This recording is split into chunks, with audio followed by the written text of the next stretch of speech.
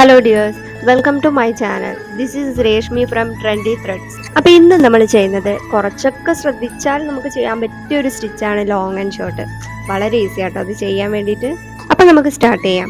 ആദ്യം വേണ്ടത് 2 ലൈൻ വരയ്ക്കണം നമുക്ക് ക്ലോത്തിൽ. സ്റ്റിച്ച് എവിടെ നിന്നാണോ സ്റ്റാർട്ട് ചെയ്യുന്നത് അവിടെ ഫസ്റ്റ് ലൈനിൽ സൂചി കുത്തി മുകളിലോട്ട് എടുക്കുകയാണ് വേണ്ടത്. പിന്നെ രണ്ടാമത്തെ കുത്ത് വന്നിട്ട് നേരെ താഴെ സെക്കൻഡ് ലൈനിൽ നമ്മൾ ഫസ്റ്റ് ലൈനിൽ കുത്തിയതിൻ്റെ നേരെ താഴെയായിട്ട് കുത്തിയിട്ട് നേരെ ഫസ്റ്റ് ലൈനിലേക്ക് സൂചി എടുക്കുക. കംപ്ലീറ്റ് ത്രെഡ് വലിക്കണം. ഇങ്ങനെ തന്നെ ഒരു 3 to 4 സ്റ്റിച്ച് നമ്മൾ കണ്ടിന്യൂ ചെയ്യണം കേട്ടോ.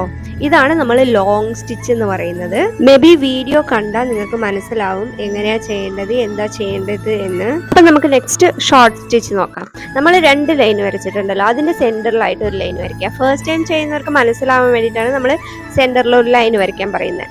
നമ്മൾ ലോങ് സ്റ്റിച്ച് എൻഡ് ചെയ്യുന്നത് സെക്കൻഡ് ലൈനിലാണ്. അപ്പോൾ second line to centre line, വീണ്ടും സെക്കൻഡ് ലൈൻ, വീണ്ടും സെൻറ്റർ ലൈൻ, അങ്ങനെ 3 to 4 സ്റ്റിച്ച് നമ്മൾ കണ്ടിന്യൂ ചെയ്യുക. അപ്പം നമ്മൾ 3 to 4 ഷോർട്ട് സ്റ്റിച്ച് കഴിഞ്ഞതിന് ശേഷം നമ്മൾ വീണ്ടും ലോങ് സ്റ്റിച്ചിലോട്ട് പോവുകയാണ്. വീണ്ടും second line to first line, first line to second line, അങ്ങനെ കണ്ടിന്യൂ ചെയ്യുകയാണ് വേണ്ടത്.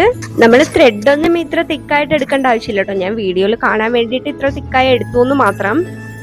ഞാൻ പഠിക്കുമ്പോഴൊക്കെ ഇങ്ങനെ ലൈൻ വരച്ചിട്ടാണ് കേട്ടോ പഠിച്ചത്. ഇങ്ങനെയായിരുന്നു ഞാൻ പഠിച്ചത്. പക്ഷെ ഇപ്പോഴൊക്കെ വന്നിട്ട് ഒരു ഫ്ലവേഴ്സിലൊക്കെയാണ് നമ്മൾ പഠിക്കുന്നത്, പിക്ചർ വരച്ചിട്ടൊക്കെ.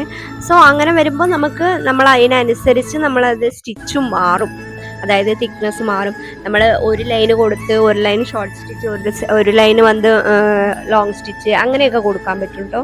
പിന്നെ നമ്മൾ പഠിച്ചതിന് ശേഷം നമ്മളുടെ ഐഡിയക്ക് അനുസരിച്ച് നമ്മൾ സ്റ്റിച്ച് ചെയ്യാവുന്നതാണ്.